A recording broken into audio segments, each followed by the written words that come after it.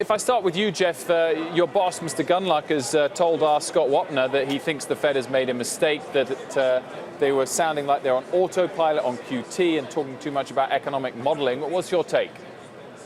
No, I think that's exactly right. For the love affair of the market with Chairman Powell, he was professed to be this pragmatist, and he sounds more like an academic, which he started at the last quarterly meeting back in September, talking about R-star neutrality, and that was the focus of the press conference today. But everybody's talking about this being a dovish hike, but as you just mentioned, the quantitative tightening being on autopilot, I think that's the scary part. And if you look at when the market really fell apart during his words, it was during all this R-star talking about autopilot. And so this is not a tested program of quantitative tightening to put on autopilot. I don't think it's like an airplane that can really fly on autopilot we all feel comfortable with. It feels like Tesla out there trying to really sample the autopilot behavior. So I think it's really where the market started to question, is this indeed actually dovish by continuing the quantitative tightening program and then really just sloughing it off subsequent to that. Yeah, just to be clear, he didn't say the word autopilot, but he did say, I don't see us changing balance sheet policy, which is, I think, what you're referring to. David Zervos, are you going to defend the Fed chair or not? I mean, I think he came in the right direction. It's the market wanted more, and I do think Jeff's right that the QT fallout was really the big fallout from the speech. It would have been easy to say everything's on the table and we're looking at everything and we could change the balance sheet if need be. He didn't do that, and I think the market maybe would have taken that nod very. I think that's the frustration. Yeah, I think that would have been very supportive. It would have been so easy to not be as aggressive when it comes to talking about more hikes and more tightening. And I would agree with Jeff and both Jeffs, I guess Jeff Gunluck and Jeff Sherman, that there does seem to be a switch here with Powell, and he has gone more toward the modeling side. He's spent a lot of time weaning us off the models at Jackson Hole, and then he sort of seems to have brought us back to the models.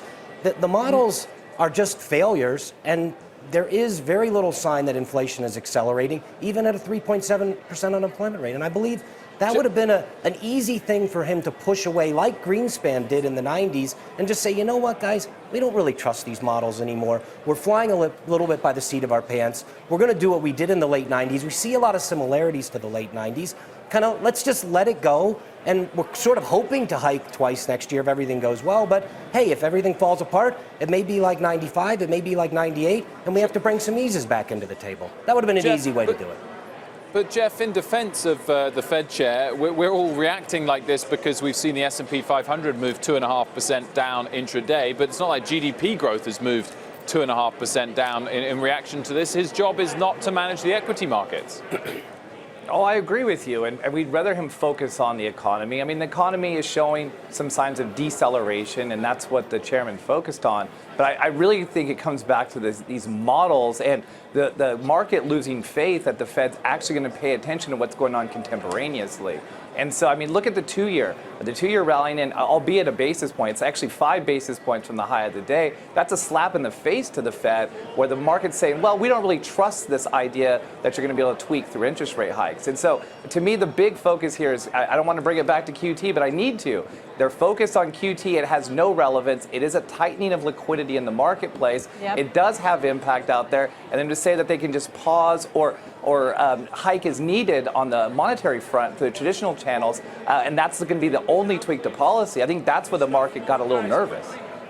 So what are you guys doing at Doubleline? Are you buying bonds out of this?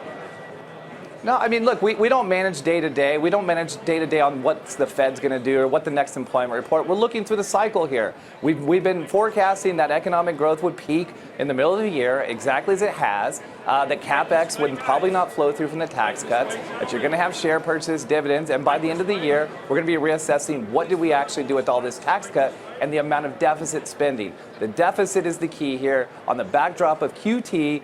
Coupled with the amount of spending we're doing at Treasury through the fiscal deficit, this just looks still ugly for the bond market. The bond market just say, look, the Fed's probably losing control here. Powell needs to be the pragmatist, come back and actually talk like someone who's been a practitioner in the market.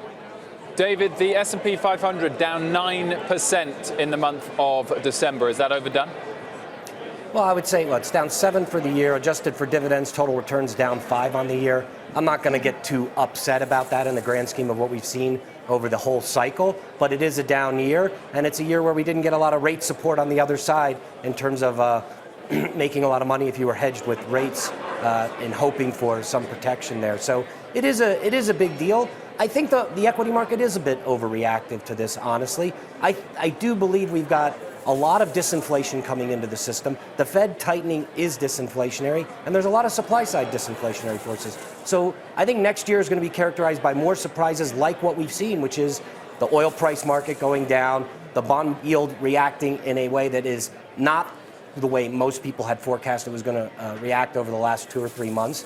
And remember, most of the guys that came on your show that talked about a big bear market in equities were also talking about 4% 10 years, a big Fed mistake, lots of end of cycle inflation. That's just not happening. This is not going according to the models. This is a very different type of cycle than what was forecast, very similar to what we saw in the late 1990s. And I'm still talking to my Jefferies clients with that 90s blueprint in mind. And I think we actually probably have more likelihood of seeing the Fed having to react to a financial conditions tightening through an ease than a tightening next year.